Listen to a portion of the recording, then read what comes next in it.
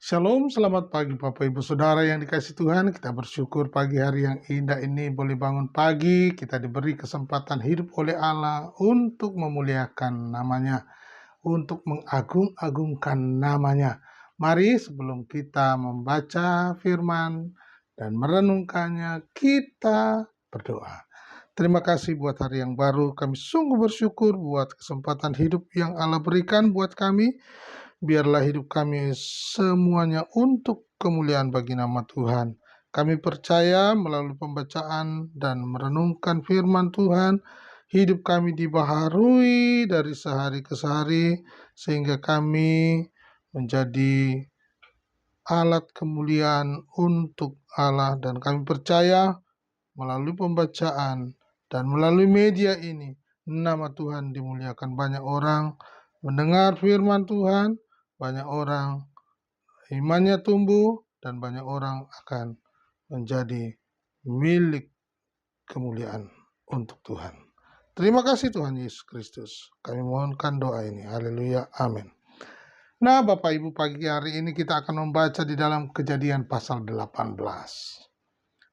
Doa syafaat Abraham untuk Sodom. Lalu berangkatlah orang-orang itu dari situ dan memandang ke arah Sodom, dan Abraham berjalan bersama-sama dengan mereka untuk mengantarkan mereka. Berpikirlah Tuhan, apakah aku akan menyembunyikan kepada Abraham apa yang hendak kulakukan? Bukankah sesungguhnya Abraham akan menjadi bangsa yang besar serta berkuasa, dan oleh dia segala bangsa di atas bumi akan mendapat berkat? Sebab aku telah memilih dia supaya diperintahkannya kepada anak-anaknya dan kepada keturunannya supaya tetap hidup menurut jalan yang ditunjukkannya Tuhan, dengan melakukan kebenaran dan keadilan, dan supaya Tuhan memenuhi kepada Abraham apa yang dijanjikannya kepadanya. Sesudah itu berfirmanlah Tuhan, sesungguhnya banyak keluh kesah orang tentang Sodom dan Gomora, dan sesungguhnya sangat besar dosanya. Baiklah, aku turun untuk melihat apakah benar-benar mereka telah berkelakuan seperti keluh kesah orang-orang yang telah sampai kepadaku atau tidak. Aku hendak mengetahuinya. Lalu berparinglah orang-orang itu dari situ dan berjalan ke Sodom. Tetapi Abraham masih tetap berdiri di hadapan Tuhan. Abraham datang mendekat dan berkata, apakah engkau akan melenyapkan orang benar bersama-sama dengan orang fasik?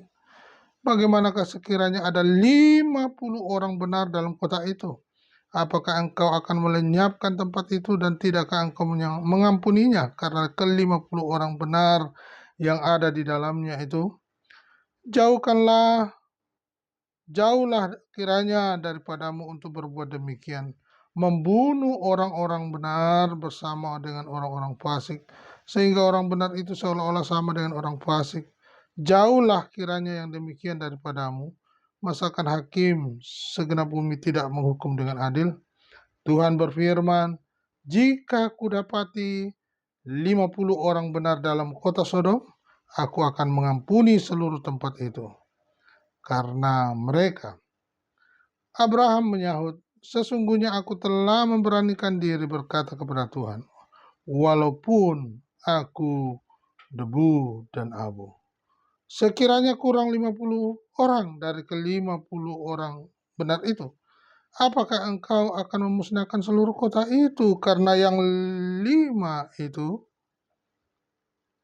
Firman-Nya, aku tidak memusnahkannya jika kudapati 45 di sana.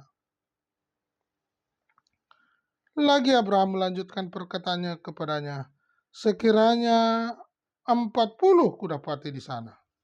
Firman-Nya, aku tidak akan berbuat demikian karena yang 40 itu.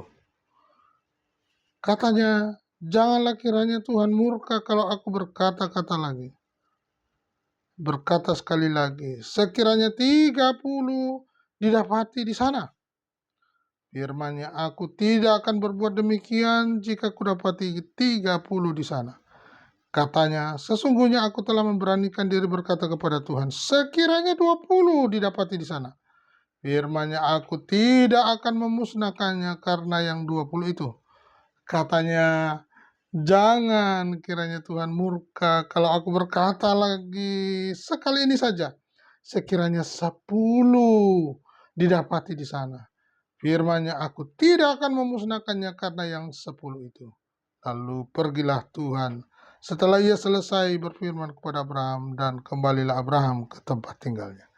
Puji Tuhan Bapak Ibu, dalam topik ini ada tawar-menawar bagaimana mungkin orang yang benar itu akan mendapat hukuman di tempat yang dikatakan Sodom ini yang penuh dengan kebejahatan. Sehingga Abraham dan Allah berkomunikasi bahwa Sodom ini telah banyak didengarnya dengan keluh dan kesah. Bagaimana kehidupan di Sodom, bagaimana peristiwa yang terjadi di sana. Banyak keluhan dan kesah di sana. Lalu Allah menyampaikan hal ini kepada Abraham, dan Abraham itu berkomunikasi dengan Allah, dan kita perhatikan bagaimana kalau orang benar juga ikut mati dengan orang fasik. Nah, komunikasi yang intens ini bersama Allah dan Abraham, mereka begitu seperti akrab sekali Bapak Ibu. Nah, kita perhatikan apa yang dikatakan oleh Abraham kepada Allah, ya, bahwa di ayat yang ke-19, sebab aku telah memilih dia supaya diperintahkannya kepada anak-anaknya dan kepada keturunannya, supaya tetap hidup menurut jalan yang ditunjukkannya Tuhan, dengan melakukan kebenaran dan keadilan. Dan supaya Tuhan memenuhi kepada Abraham apa yang dijanjikannya kepadanya. Sesudah itu berfirmanlah Tuhan, sesungguhnya banyak keluh kesah orang tentang Sodom dan Gomora, dan sesungguhnya sangat berat dosanya. Jadi ada banyak keluh kesah tentang Sodom karena berat dosanya. Banyak, sangat besar, sangat berat dosanya. Nah, apa yang dilihat Allah dengan kota ini ternyata memang benar adanya. Bahwa di situ banyak keluh kesah orang tentang Sodom, dan di situ sangat berat dosanya. Ya, dosa ini adalah pelanggaran terhadap perintah Allah, terhadap hukum Allah. Nah, Bapak Ibu yang dikasihi Tuhan, kita dalam memperhatikan ayat demi ayat ini, bahwa Abraham itu berkata, dia datang mendekat dan berkata, apakah engkau akan melenyapkan orang benar bersama-sama dengan orang fasik? Ya, bagaimana sekiranya ada 50 orang benar dalam kota itu? Apakah engkau akan melenyapkan tempat itu dan tidakkah engkau mengampuninya karena ke-50 orang benar yang ada di dalamnya itu? Jauhkanlah kiranya daripadamu untuk berbuat demikian, membunuh orang benar bersama-sama dengan orang fasik, sehingga orang benar itu seolah-olah sama dengan orang fasik. Jauhlah kiranya yang demikian daripadamu. Masa akan hakim segenap bumi tidak menghukum dengan adil? Ini. Jadi cara Abraham untuk meresponi apa yang Allah akan lakukan luar biasa Bapak Ibu. Jadi pola pendekatan dalam komunikasi mereka begitu intens, sehingga komunikasi yang baik ini ada tawar-menawar, ada pandangan yang baru, ada pandangan yang indah bisa didengarkan menjadi satu pertimbangan. Jadi Abraham ini berbicara kepada Allah. Ya. Ayat 25 perhatikan. Jauhlah kiranya daripadamu untuk berbuat demikian, membunuh orang benar bersama-sama dengan orang fasik, sehingga orang benar itu seolah-olah sama dengan orang fasik. Abraham berbicara kepada Allah. Ya, dan dia berkata, "Jauhlah kiranya yang demikian daripadamu. Masakan hakim segenap bumi tidak menghukum dengan adil?" Tuhan berfirman, "Jika kudapati 50 orang benar dalam kota itu, aku akan mengampuni seluruh tempat itu karena mereka." Berapa Bapak Ibu? Jika kudapati 50 orang. Karena mendengar perkataan Abraham, sehingga Allah berfirman, "Jika kudapati 50 orang benar dalam kota Sodom, aku akan mengampuni seluruh tempat itu karena mereka."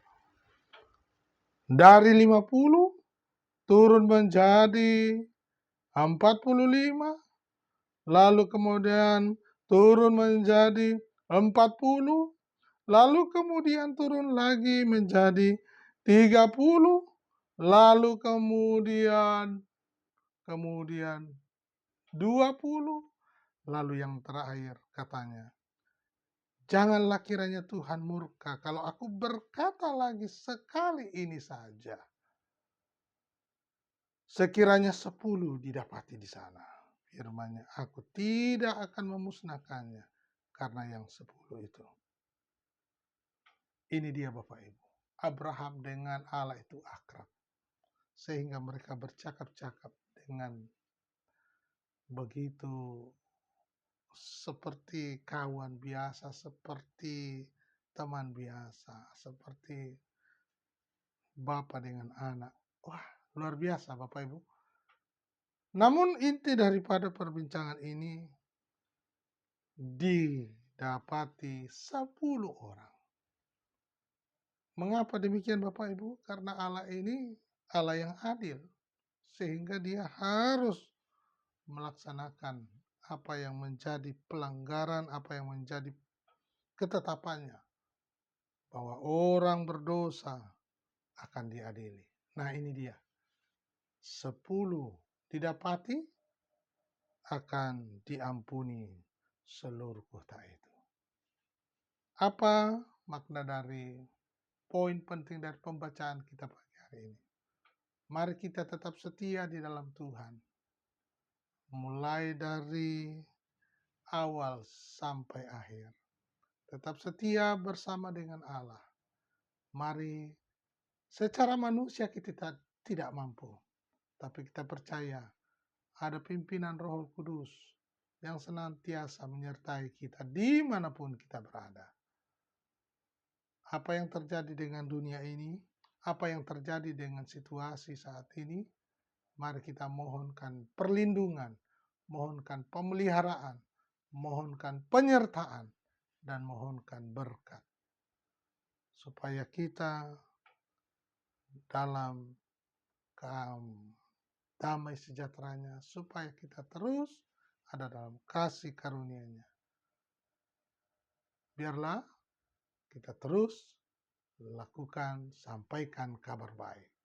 Tetap semangat, Tuhan Yesus memberkati.